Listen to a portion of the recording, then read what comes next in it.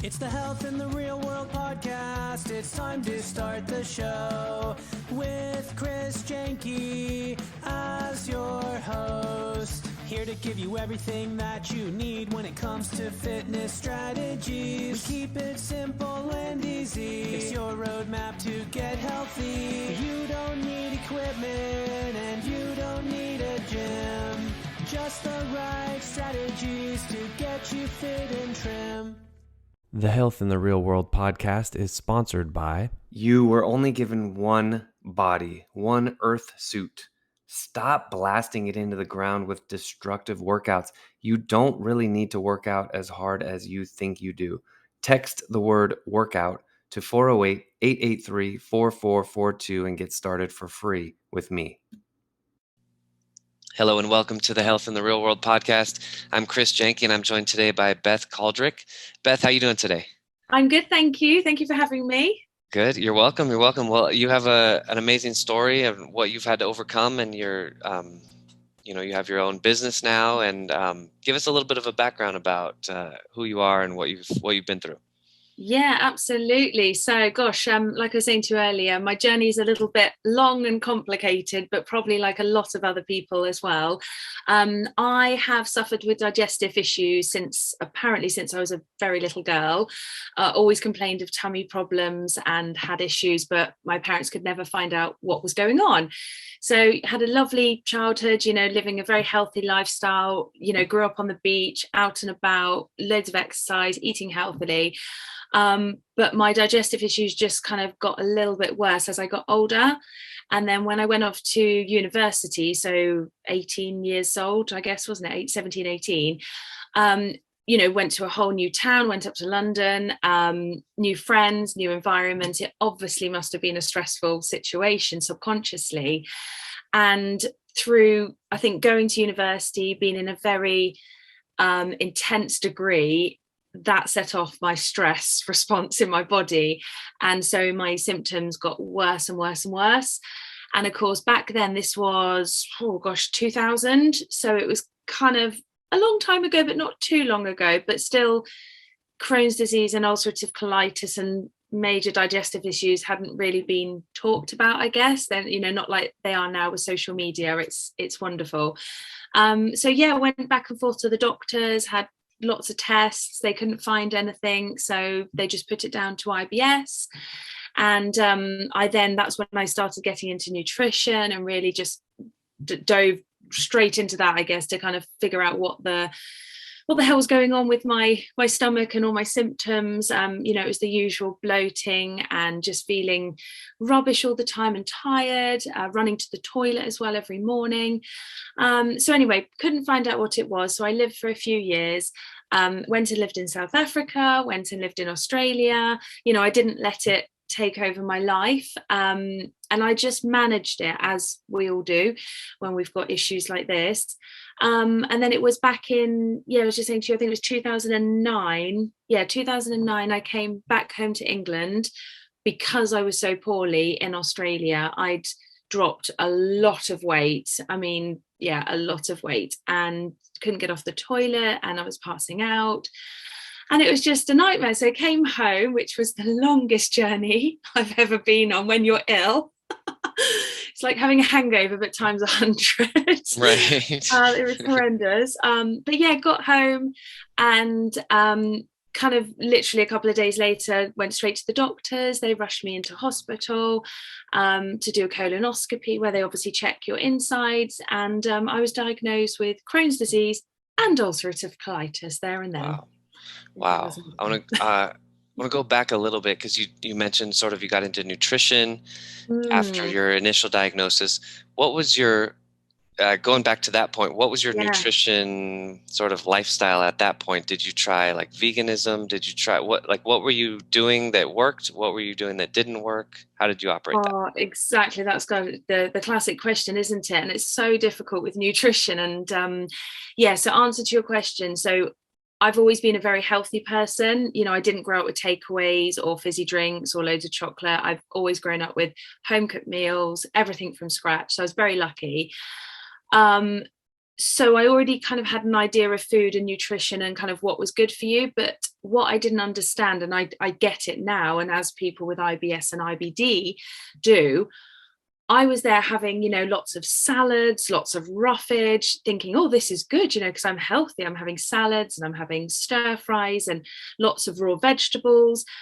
But of course, I didn't realize was making it completely worse, because it was irritating my gut and causing bloating and gas.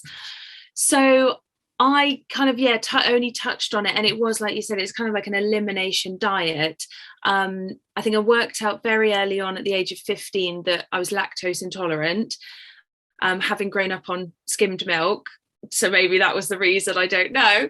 But as of 15, I was, straight onto, of course, it was soy milk back then. They didn't have almond milk. Oh, thank God they do now. So I, pretty much lived a life of, no lactose. So I still had a bit of cheese, but not lactose in cheese, if that makes sense. And I've never been a big meat eater. I've always just been fish and a little bit of chicken. So that was kind of, my general diet was quite, balanced, I guess, with that. But I just, it's weird. I didn't realize about all of the ins and outs of the fully of what the food was doing until only recently, in the last few years, which is crazy, which is why I'm wanting to, help others now and speak to people like yourself, and just if I can give any bit of advice I can. Right. So the salad, the roughage, was it that it was too much fiber, or was it that it was raw, or what was it about the salad? And then what do you do instead of the salad? Absolutely. So back then it was because it was too much roughage and fiber, which, as we know, anything that's high fiber or roughage is harder for our digestive system to digest. So of course, if I'm having a piece of plain bread or even just like a pizza, my body will just go, oh yeah, okay, no worries, I'll just, that can go through. Whereas of course, this is how I think about it, whereas of course lettuce and everything, your body's really having to work hard to digest it. And I know people can't see me now doing the hand motions. Well, we got YouTube viewers as well, so we do have brilliant the video too. And so of course then having more of the roughage and the fiber then makes it worse. So if you've got a inflamed gut, as it were, and you're making it work more and more and more, that's what makes it worse. Yeah. So do you do a lot of juicing then, like eliminate the fiber and just do the juice? So, well, yes and no. So before I had my stoma, I did used to do juicing, and I used to absolutely love it. And it was brilliant because, like you said, you're getting rid of the fiber, but you're having all the nutrients as well, which is fantastic. But unfortunately, since having the stoma, I can't. I've tried juicing and it just comes straight out. So, which is a shame, but we'll get onto that in a minute about stomas. Interesting. So what do you find your body does best with as far as digestion then? Yeah, so back then, so like pre-stoma, it was just very, I wouldn't say bland, but very simple food. So, I could have salmon and sweet potato, avocados, pasta, obviously. Iceberg lettuce seemed to kind of work, and spinach, that they seemed to be okay. So I still did have salads, but I was just very careful with what I ate. Eggs were fine. So I couldn't become a vegan because if I can't have eggs, that's my main diet. So I was just I guess navigating my way week to week and just working out what works. So, if I was with friends and out for dinner, I would have something safe so that I didn't feel rubbish. Whereas maybe if I was at home, I'd think, oh, yeah, actually, I will have a salad because it's only me. I'm at home. So if that makes sense, it was very, very difficult.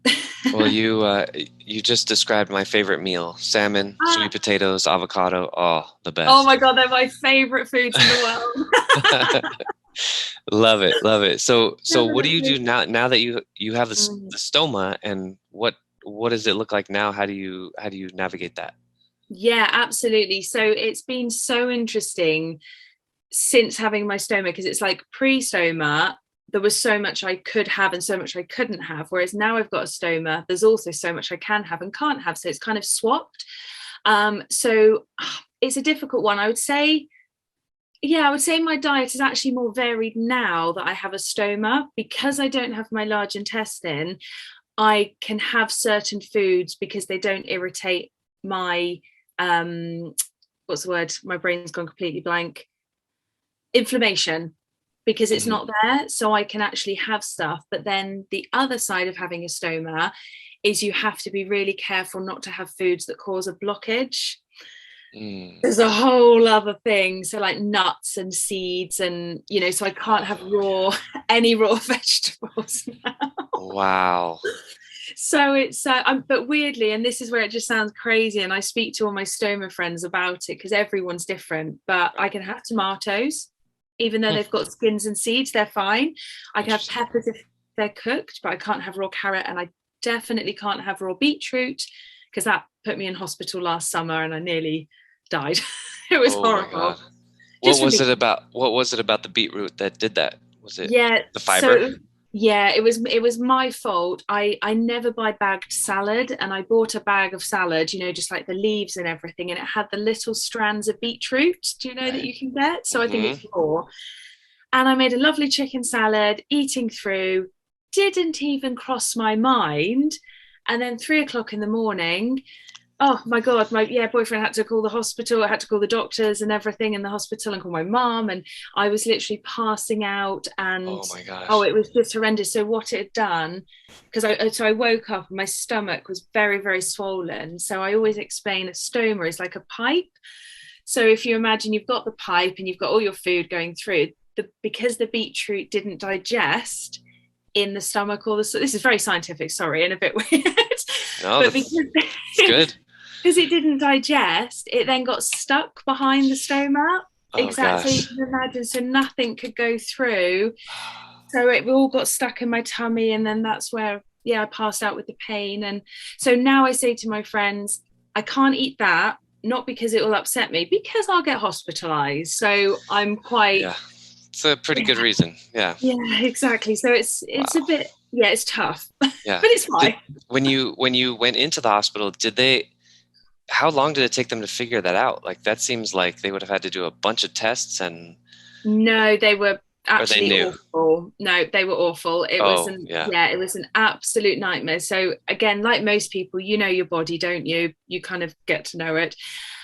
So I was gently trying to massage my tummy like the whole way on the way to the hospital, and then in the hospital they just left you in A&E. So I was just lying down in a room, and they kept trying to give me painkillers.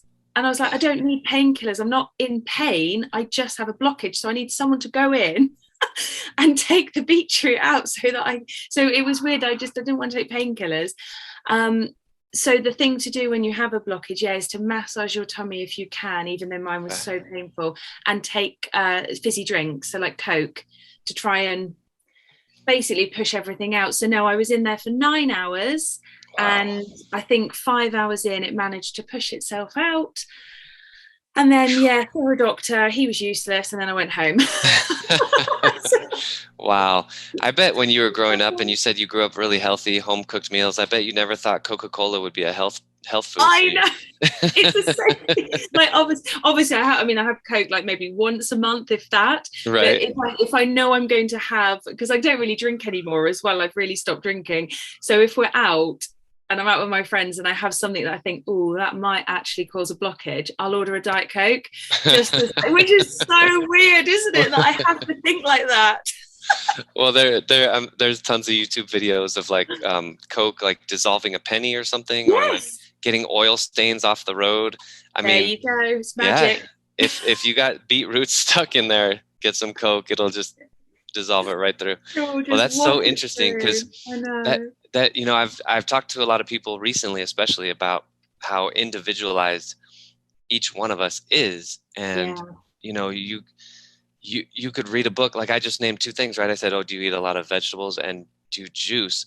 Both of those things can potentially lead you either to the hospital, or they're just not ideal for you. And that's just such a I guess showing that we're all different and you have your own unique situation. Coke is now your health food, and like, not all the time. Don't say it like that. Oh my God, it's a safety thing. I do not drink Coke every day, people. Got it. Okay, disclaimer at the bottom. Disclaimer. She does not drink Coca-Cola every day. Do not take this as medical advice. Yeah, exactly. Please don't start telling people to drink Coke. But Sorry, it's interesting. But the principle behind that is that Yeah. you listened to your own body, which I Yes. think is very valuable. And doctors are very smart in what they're trained in. Yes. But you went into the hospital knowing exactly what was happening and what needed to be done, and that you just needed somebody to do it, right? Exactly. That's the thing. And I think that's exactly like what you said. I think this is where I'm a bit more easygoing with it now, but especially when I first had my stoma, like I said, I am into nutrition, and I lead a very healthy lifestyle, and I would love nothing more than to be one of those women that juices, that has a big salad, and has lovely fruit for breakfast. But I have to accept that I just can't do that. But then, like you said, it annoys me when people, and I know they don't mean it, but they'll kind of generalize, won't they? Well, this is what you need to eat, because if you want to be healthy, everyone should have this. And it's like, oh no, not everyone. Right. There's like a 10% of the world, maybe, like you said. So it's kind of, for me, eating pasta every day would be healthy. So I should probably move to Italy. But put that on the list. That sounds well, that's a good point too, because, and especially now, keto is like a huge diet, and everyone's like anti-carb again, which I think it was like the 80s when that first came around. And like you said, for you, it doesn't work. For me, it doesn't. I tried it. I cannot go low carb. I eat an extremely high level of carbohydrates, and people look at me and go, how are you not, like, this big? You eat this many carbs. I'm like, I'm moving all day. I cannot function with less than a high amount of carbs. So again, listening to your body. And I think that's really important and really valuable, and great that you've done that you've been able to, like you said, you still live with it, right? But you've been able to get to the point where you have figured some things out, right? Yeah. Absolutely. And what was I going to say? My brain's just gone blank. Yeah, like you said about the carbs, it's so interesting you said that, because I just had this conversation with my doctor, with my GP on Friday. So another side of my story as well is, and again, anyone listening that's been on steroids will know about this, I've always been a very, like I said, very healthy, size 10 my entire life, proper gym bunny, always like done workouts 2 hours a day, always been very slim. 11 years of being on steroids because I had to, because I was so ill. The doctors don't tell you that, yes, you need to go on steroids because it's going to dull the inflammation and it's going to allow you to be better. But they don't tell you that, oh, by the way, you're going to put on 30 kilos and you won't be able to lose it. And you'll get an underactive thyroid, you'll have hormonal issues, and you're basically screwed. So that's where I'm at now. I think I've lost 10 kilos. I was at my heaviest, was 102 kilos, and I'm only 5'7", and that was through no, overeating or anything. So the weight's slowly coming down now, but I, like I said, still live a very healthy lifestyle. I don't overeat and I exercise, but my weight is not going down. And this is what I said to my doctor. We then said, and she's looked at my diet. I've seen nutritionists, I've been to personal trainers. They're all like, Beth, you're doing everything right. Like, oh my God. But he brought up keto. And that's exactly what we said. I said, oh my gosh, I would love nothing more than to cut my carbs. But like you, physically I can't, because I would be asleep on the floor. Your brain doesn't function, does it? Right.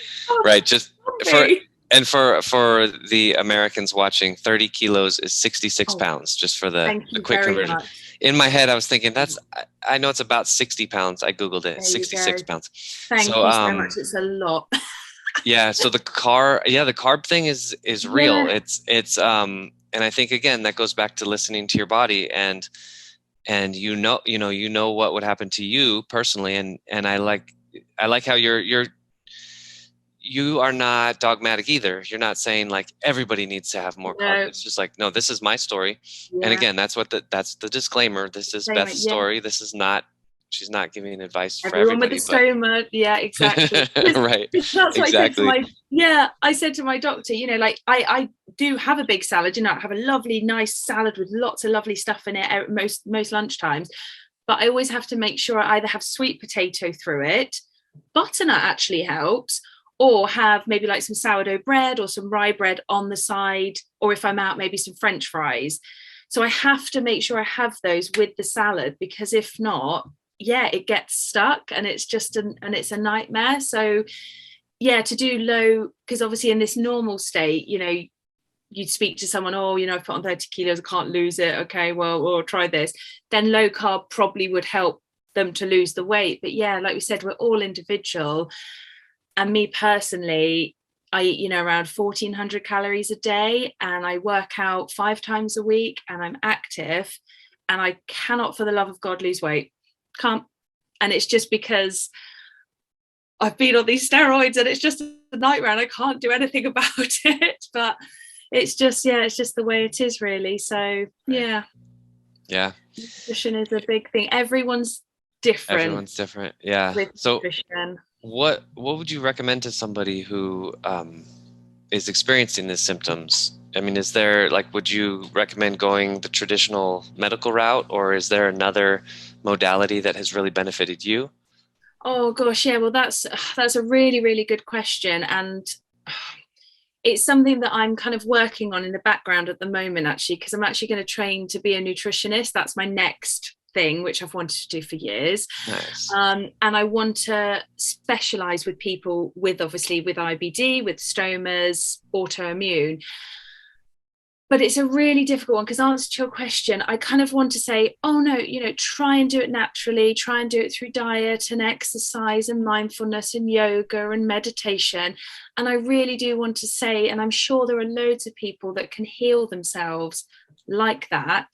Unfortunately, I wasn't one of them. I blimmin' tried all of that. You know, I did it and I still do it all, but my disease was too ill. So I would always say, if you are really suffering with bad digestive issues and you just can't get to the bottom of it, then yeah, 100% go and see your doctor and your specialist. And I don't know how they are over in the States, but they might be a bit better than here, because like we said, you know, don't want to diss GPs, because yeah, love them, but everyone I've spoken to that's got IBD in particular, like me, and I'm an example, you really had to fight to explain and get help of what was going on. And I think that's my bit of advice would be, if you don't think your body's right, then really, you know, demand to have colonoscopies and procedures and stuff like that.